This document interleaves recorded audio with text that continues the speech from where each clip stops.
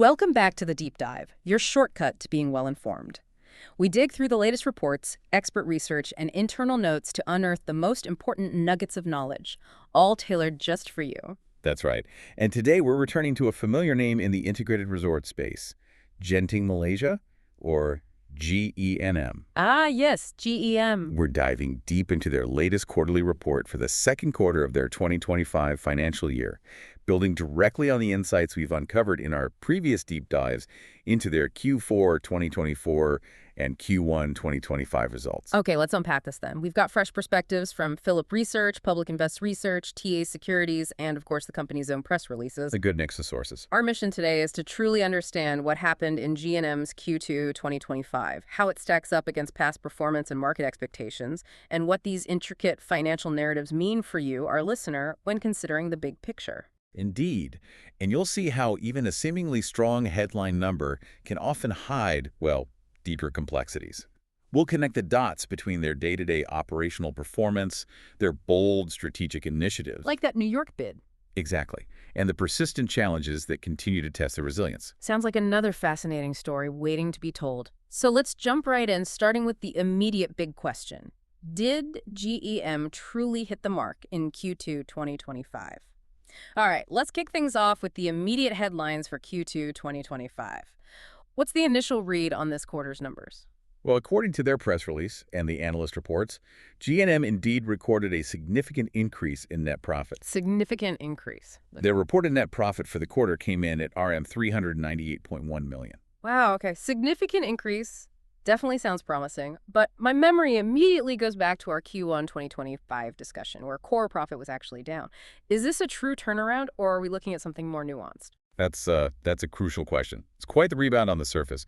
Philip Research specifically notes that the Q2 2025 core net profit, Right, the core number. yeah, which strips out those one-off gains and losses to give a clear picture of operational earnings, it surged to RM 244 million. RM 244 million, compared to what in Q1? That's a huge 350% increase Yeah. quarter on quarter compared to the RM 54.3 million in Q1 2025. 350%, okay. Public Invest Research also reported a strong rebound, with net profit significantly higher both year-on-year and quarter-on-quarter.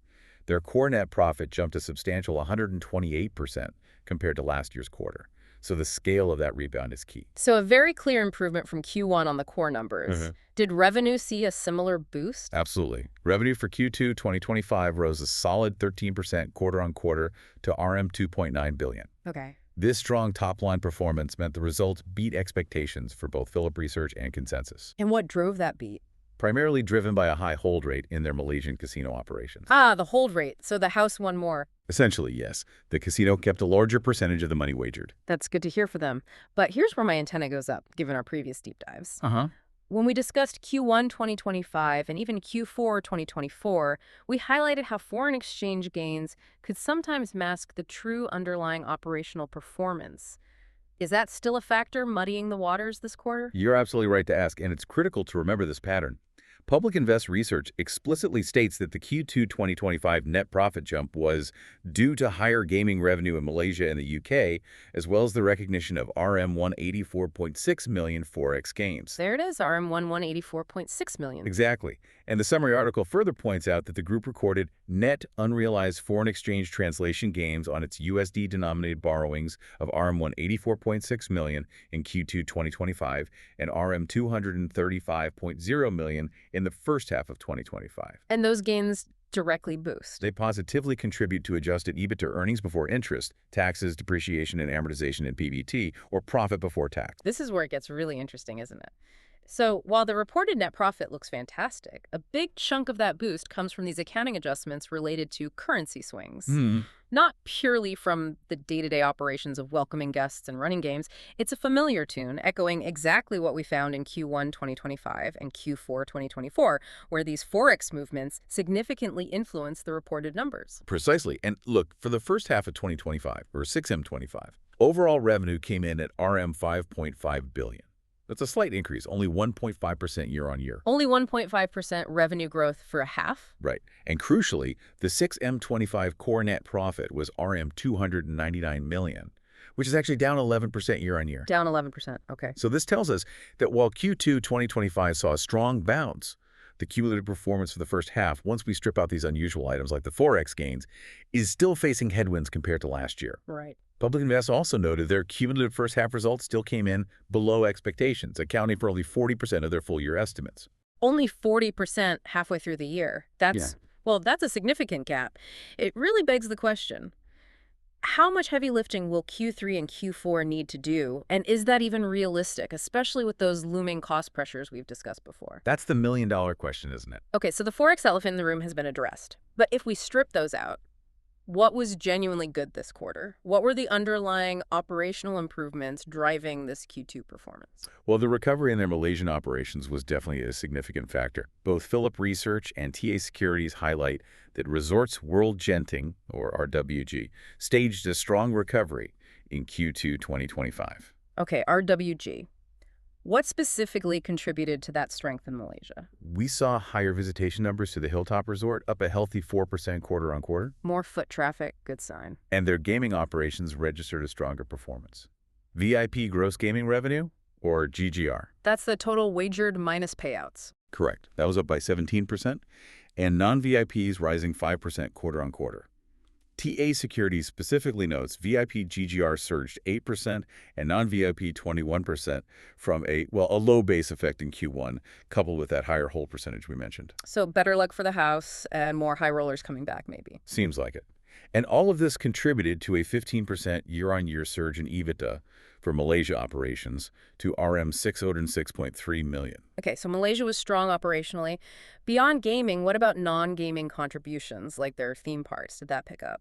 Non-gaming also saw an improvement, yeah. Daily ticket sales at the outdoor theme park recovered to around 4,000. 4,000 daily. How does that compare? It's a recovery. It was aided by approximately 50% anniversary promotional pricing, which coincided with GNM's 60th anniversary. Ah, the anniversary promotion. Right. And this ties directly into the broader strategy we discussed in our Q4 2024 deep dive about transforming RWG into a more multifaceted entertainment destination, moving beyond just the casino floor. Right, diversifying the appeal. Makes sense. So Malaysia's turnaround is a clear win this quarter.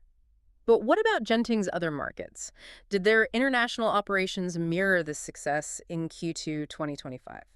On the revenue front, they largely did. Malaysia's revenue rose, as we said, about 10% quarter-on-quarter and year-on-year. Okay. The UK segment saw revenue increase significantly, 23.7% quarter-on-quarter and 9.0% year-on-year. That was partly lifted by the contribution from the newly acquired Stratford Casino. The new acquisition paying off. Seems so.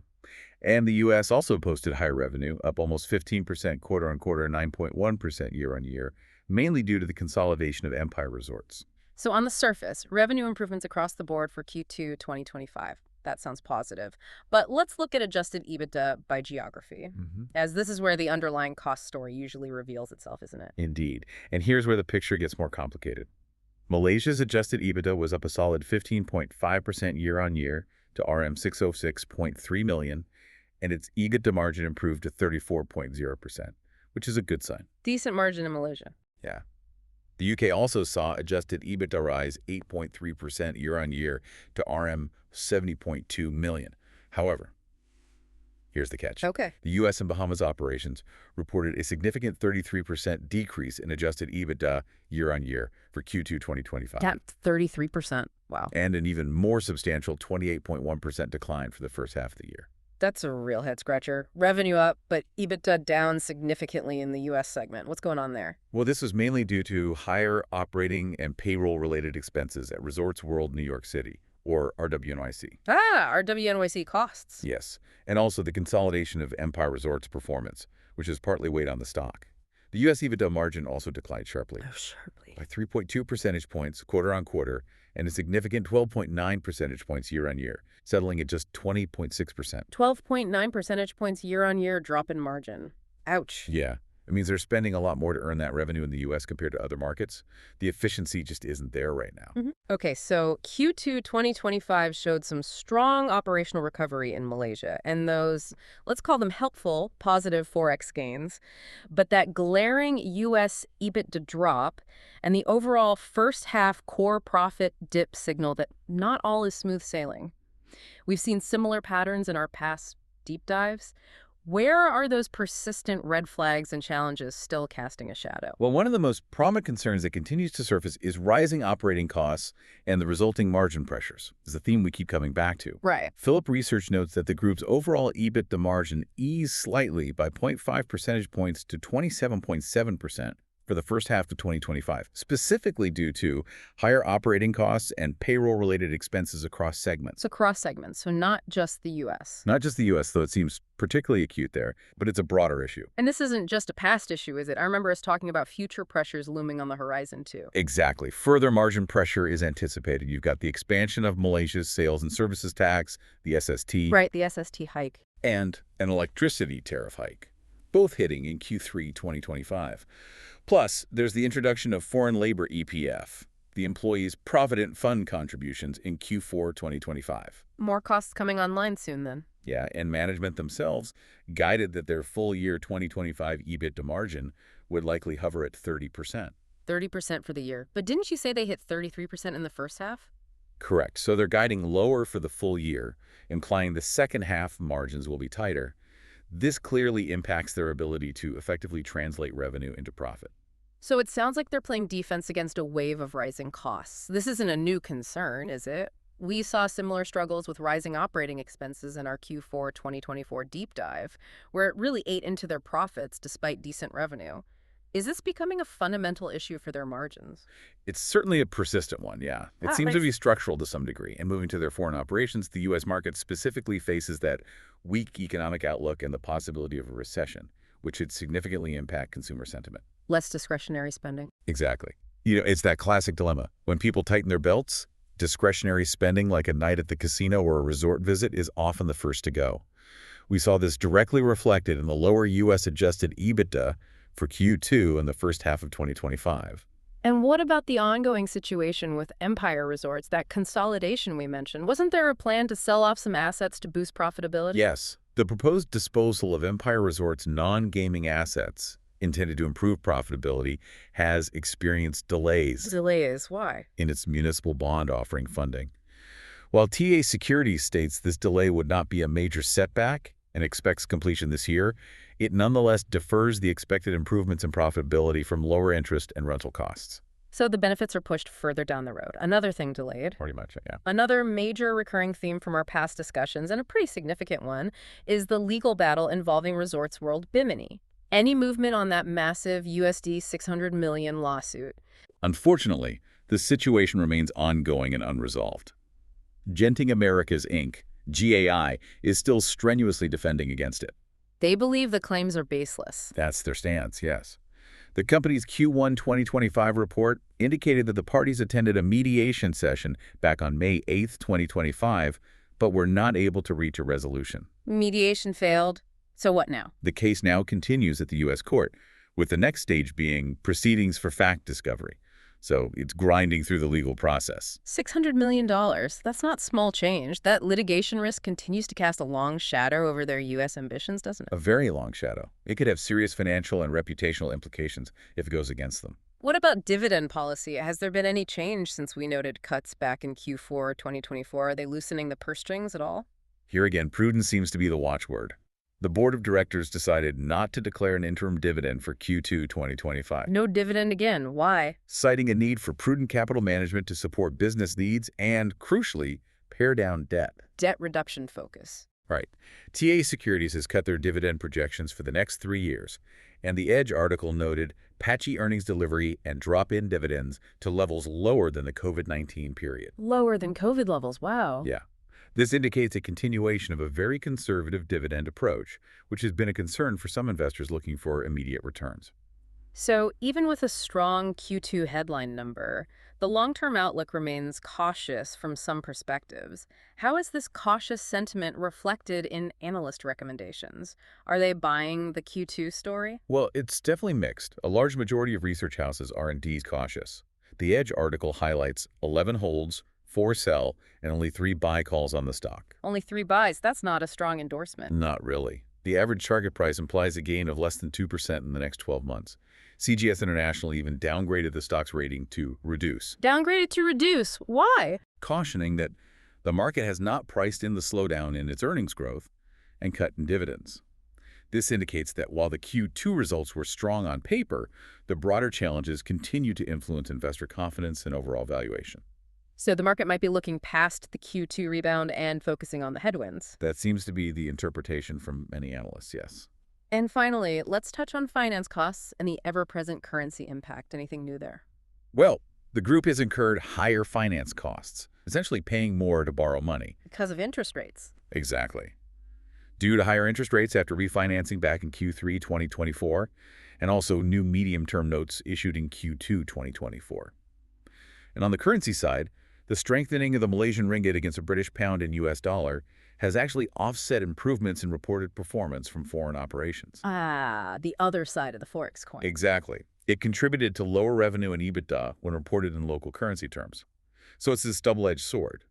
A weakening ringgit can generate those FX translation gains we discussed. Which look good on the profit line. Right.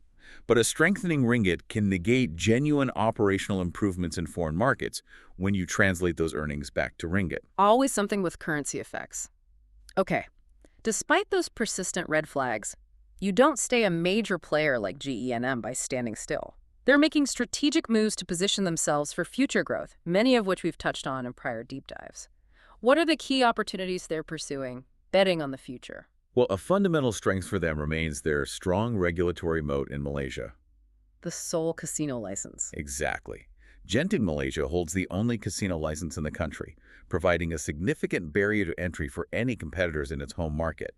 Resorts World Genting is truly seen as Malaysia's premier integrated resort destination. And they're clearly leveraging that home advantage with broader initiatives beyond just gaming, right? Trying to get more people up the hill for other reasons. Precisely. GEN is considered a main beneficiary of the Visit Malaysia 2026 campaign, positioning it strongly to capitalize on an anticipated surge in tourism growth. Makes sense. More tourists should mean more visitors to RWG. And they are making ongoing investments in infrastructure upgrades and new facilities attractions at RWG, including new ecotourism experiences, all designed to enhance the overall visitor experience. This aligned perfectly with their strategy to diversify RWG beyond just the casino floor. Trying to capture more of that tourism wallet, let's talk about their highly anticipated expansion in the U.S., specifically that coveted New York casino license. We've been following this closely as a major potential game changer. Any updates? This is indeed a major potential upside. The group has submitted a bid for a commercial casino license in downstate New York, proposing a substantial USD 5.5 billion integrated resort. 5.5 billion, that's a huge bet. Massive. Management has launched public engagement sessions, with the first being reported as well received and the second scheduled for September 2025. Okay, so public engagement is ongoing. What's the timeline? Crucially, the winners of up to 3 licenses will be announced on December 1st, and the award of the casino license will take place before the end of the year. December 1st announcement? Not too far away then. Relatively close. Oh. Securing this license would be a significant growth driver, potentially transforming their U.S. footprint. It's probably their biggest single bet right now. And their moves with Empire Resorts tie into that New York strategy, strengthening their hand, don't they? Getting all their ducks in a row. They absolutely do.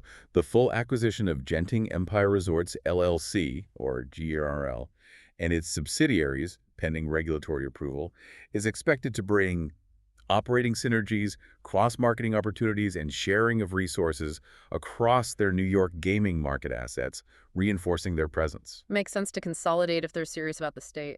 And in conjunction, they are finalizing that proposal to enhance the capital structure and financial position of Empire, including that proposed disposal of non-gaming assets and debt redemption we mentioned earlier, trying to clean things up. What about other international markets? Are they making moves elsewhere too, or is it all about Malaysia and New York? No, there are other moves. In the UK, recent acquisitions like Genting Casino Stratford have strengthened the group's market presence there. Plus, legislative changes allowing for an increase in gaming machine allocations in UK casinos will also enable further growth. So potential for organic growth in the UK too? Yes, and in the Bahamas, they plan to strengthen partnerships with international cruise operators to increase port calls at Resorts World Bimini. Bimini again. Try and drive traffic there despite the lawsuit. Seems so. With a potential increase in airlift from Miami expected by late 2025, these are all, smaller pieces of a larger global puzzle they're trying to assemble. Okay, We've navigated the highs of Q2 2025, the persistent challenges, and now looked at their future bets. So what does all this mean for the road ahead, according to the experts? How are they adjusting their forecasts? Well, Philip Research, for one, has actually raised its 2025-2027 earnings forecasts quite significantly by 10.73%. Up 73% at the top end. That's huge. It reflects the stronger than expected Q2 2025 earnings and what they see as a revised growth trajectory. However, Another however. despite these raised forecasts, they are maintaining a hold rating on the stock.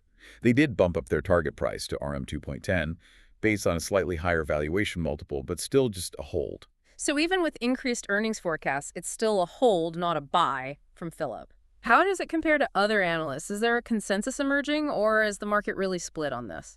The market is certainly split. Public Invest Research maintains a neutral call with an unchanged target price of RM 1.84, Neutral, okay. while TA Securities stands out with a BUY rating based on a discounted cash flow, or DCF, valuation of RM 2.24 per share. So we have buy, hold, neutral, and didn't you mention a reduce? Right, and even reduced from CGS International. Hmm. This divergence in ratings really underscores the complex picture. Analysts are clearly weighing the strong Q2 performance and those exciting growth opportunities, like the New York license. Against the headwinds. Exactly, against those looming cost pressures, the ongoing lawsuit, and the conservative dividend policy. It's a balancing act. So what does this all mean for someone looking at GE&M right now? How do they weigh this balance? It feels like a lot of moving parts. It really does. I think it means exercising critical thinking.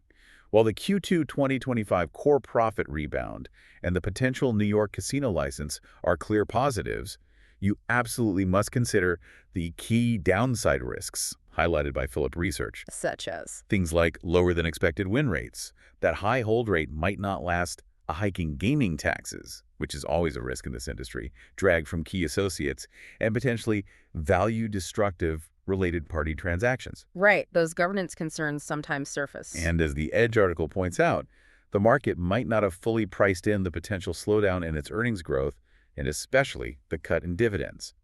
Investors might be expecting more than they're getting on that front. It's truly a classic high-stakes game they're playing, isn't it? Strong operational improvements in Malaysia, check. An exciting bid for a New York casino, check. But simultaneously battling rising costs, a major lawsuit, and a conservative approach to shareholder returns, check, check, check. This deep dive into Genting Malaysia's Q2 2025 results really shows a company at a crossroads. On one hand, a robust recovery in their core Malaysian market and that aggressive play for future growth in New York, big potential. Absolutely. But on the other hand, the persistent shadow of rising operating costs, that hefty USD 600 million lawsuit still lingering, and financial decisions that clearly prioritize prudence, maybe debt reduction over immediate shareholder gratification through dividends. It absolutely does. This situation perfectly highlights the tension between delivering short-term results, often boosted by volatile factors like those Forex gains. Which can make things look better than they are operationally. Exactly. And building long-term sustainable growth in what is still a challenging global economic environment. The company is actively managing its portfolio, investing in new attractions, trying to streamline operations. Doing all the right things on paper. Right. But these efforts are set against a backdrop of significant financial and legal pressures that simply can't be ignored. They loom large.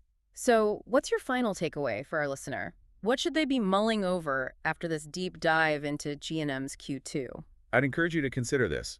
G&M's management is aiming for an FY25 EBITDA margin of around 30%, remember, which is lower than what they achieved in the first half of the year. Right, implying margin pressure in the second half. The question isn't just whether they hit that 30% target, but how they achieve it. Will it be through genuine, sustained operational efficiency and organic growth in new markets, like potentially New York? Or will future reports continue to rely heavily on one-off boosts, like Forex gains or accounting adjustments? Understanding that distinction, that's Right. key. Absolutely. Understanding that distinction is key to assessing their true financial health and their long-term trajectory. It's really about looking beyond the headline numbers and understanding the mechanics working underneath. A crucial question indeed. And a powerful reminder that even the biggest players in the game have to constantly adapt, innovate, and navigate some very choppy waters. We hope this deep dive has provided you with a clearer picture of Genting Malaysia and given you plenty to think about. Thank you for joining us. Until next time, keep exploring, keep questioning, and keep diving deep.